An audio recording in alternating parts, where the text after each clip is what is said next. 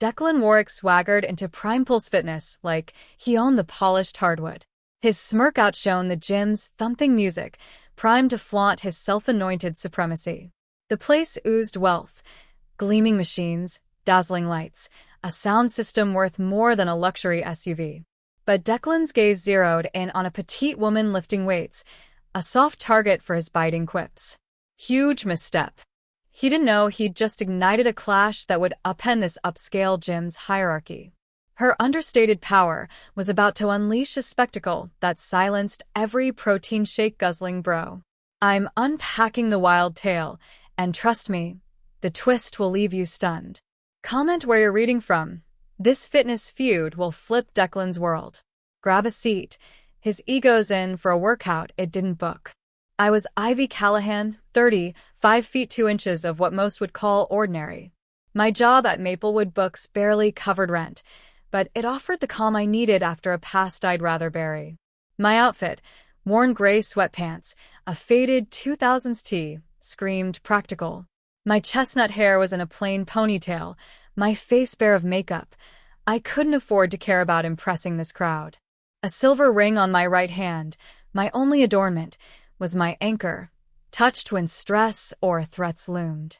The gym's members looked like fitness ad models, pricey gear, flawless hair-defying sweat, and the swagger of wealth and corporate clout. Comment where you're reading. Does your gym have this vibe? The women gossiped, manicured nails clicking on designer bottles. The men flexed like action movie hopefuls. I felt like a bookworm in a lion's den. Then I saw him, Declan Warwick. He glided across the floor like he owned it, his family likely did, with the Warwick name on half of Westbridge's skyline. At 28, 6 feet tall, his chiseled frame screamed personal trainers and endless cash. His black belt was knotted perfectly, his stride that of someone never denied. His dark hair, artfully tousled, probably cost an hour and $50 in gel. Another yoga chick thinking she can hack martial arts. He boomed near the Jiu Jitsu mats, loud enough for all to hear. His voice dripped with the arrogance of inherited privilege. Someone tell her this ain't spin class, we sweat here. Men chuckled. Women, like Clara Hensley, a 20-something brunette, winced. I'd later learn Clara had endured Declan's barbs before. I touched my ring, a reflex when bullies loomed. Its worn metal steadied me, a reminder of battles past. Declan saw it, smirking, mistaking it for fear. If he knew what that ring symbolized, what it anchored me to, he'd have paused. But I wasn't sharing that with this mirrored palace of entitlement. Let's do a science lesson, he taunted, circling me. I'll show you male versus female athletic limits. Educational for all. His cronies nodded, lapping up his bravado. The gym owner, Malcolm Sterling, watched from afar, his face unreadable, concern, perhaps recognition, but he stayed silent. I'll make it fair, Declan mocked, 50% strength, one hand tied back. Ready for your jiu-jitsu crash course, sweetie. His condescension was palpable, a show for his rich pals. Clara and Elise Thornton, a poised 30-something, swapped worried looks, but stayed mute. I shed my jacket, revealing slim arms with faint scars, marks of training they overlooked, too busy joking. Cooking accidents, one sneered, sparking laughter. Had they noticed my balance, my precision, they might have braced. But wealth blinds. Fine, I said calmly, adrenaline rising. If I win, you publicly apologize to every woman here for your remarks. Declan's brows shot up, not from fear, but at my gall. Laughter roared. She thinks she'll win, he crowed, arms wide. This'll be epic. Prime Pulse Fitness buzzed as word spread. Members drifted to the jiu-jitsu area, drawn by drama. Clara positioned herself to watch, her face torn between hope and dread. Elise stood, jaw tight, anger simmering. These women knew Declan's cruelty too well. Declan lectured, Physiology 101, testosterone, muscle fibers, bone density. Women aren't built for combat. He flexed, a friend swooning. Grip strength's 40 to 50% stronger in men. Science, not sexism. He bragged, my dad works with MMA promoters. Even top female fighters can't match male amateurs. Facts over feelings. His patronizing grin made my skin crawl. I touched my ring, staying calm. Clara gripped her towel, shrinking. Elise looked ready to speak, but hesitated. Let's test her. Declan grinned. 1 minute, no tapping out, and I'll pay her year's membership. One hand only, to be sporting. Bets flew. $20 she folds in 15 seconds. 50 she cries by 30. Malcolm muttered about a call and leaned in as he passed. Show just enough to teach him manners. His words hinted he knew more, but he vanished. Ready, darling? Declan bowed, winking at his crew. Don't hurt yourself. My smile, genuine, flashed doubt across his face. Seconds 1 to 3 met expectations. Declan, one hand back, grinned as I approached cautiously. His stance was lax, posing not prepped. Seconds 4 to 8 flipped the script. My speed and precision stunned him. What he saw as hesitation was calculation, reading his balance, his sloppiness. His hands shot up, panic erasing his swagger. Laughter died, gasps rising. Seconds 9 to 14 haunted him.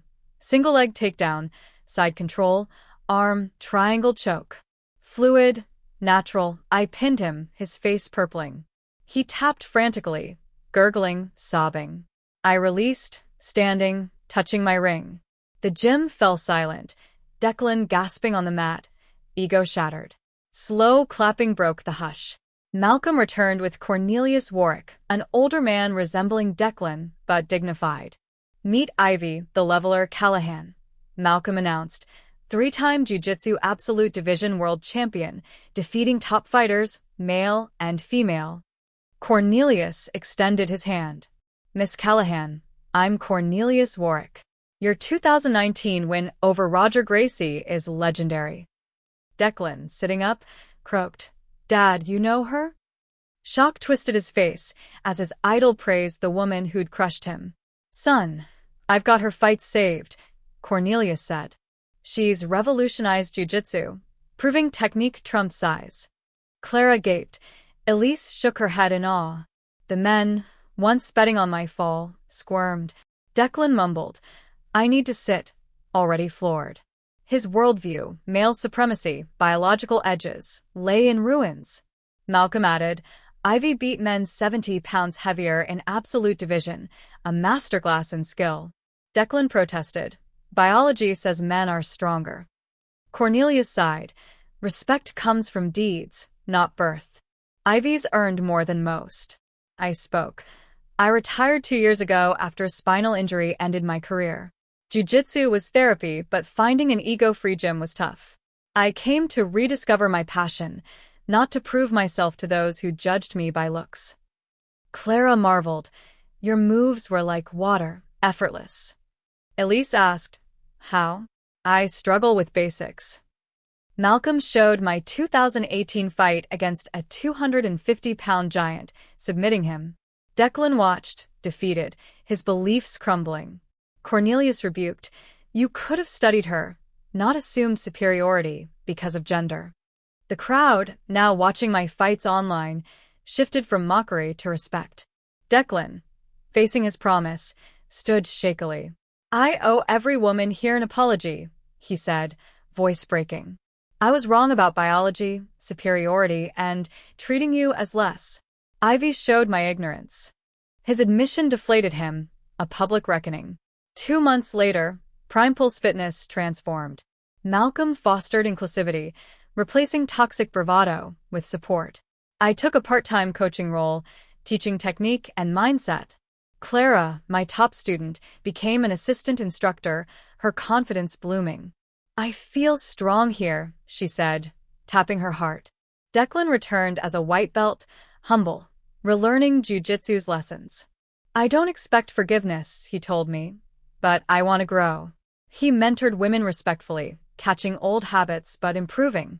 Cornelius funded a women's team and youth scholarships. You gave Declan humility, he said. Elise led discussion groups, tackling sexism. I'm free to improve, not prove, she noted. The story spread via social media, inspiring women nationwide to fight bias. Messages poured in, sharing tales of being underestimated. Alone on the mats one night, I touched my ring, recalling my coach's words. Strength isn't domination, it's knowing when to fight, teach, or show mercy. She'd be proud, not of the win, but the healing community born from conflict. As I locked up, I reflected on finding more than jiu-jitsu, a purpose, a community, proof that victory lies in uplifting, not crushing others. Strength, I learned, is lifting others to better versions of themselves. Have you seen someone underestimated by gender or size prove everyone wrong? Share below. Your story might spark another's courage.